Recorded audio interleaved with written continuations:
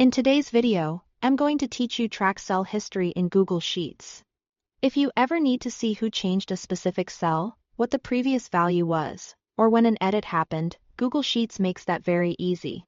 This is especially useful when you are collaborating with other people, checking for mistakes, or simply trying to understand how a spreadsheet changed over time.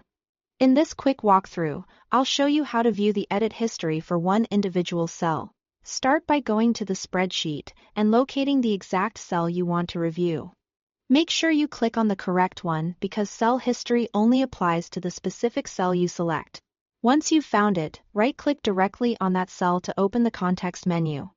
This menu contains several useful options related to that cell. And the one we need is the Edit History feature.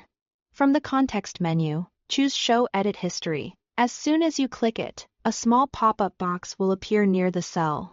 This box displays details about the edits that have been made to that specific location in the sheet.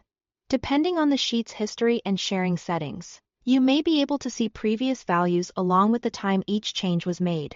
This can be very helpful when you are troubleshooting unexpected changes or confirming that data was updated correctly. To move through the different versions of that cell, use the arrow buttons in the pop-up box.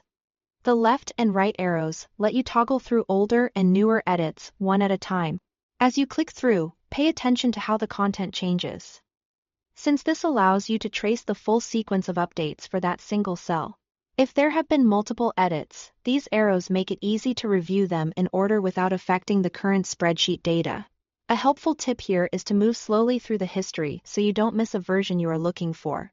Also remember that this feature is for checking the history of one cell at a time, so if you need to investigate several changes across a sheet, you'll need to repeat the same process for each relevant cell. That's all it takes to track cell history in Google Sheets.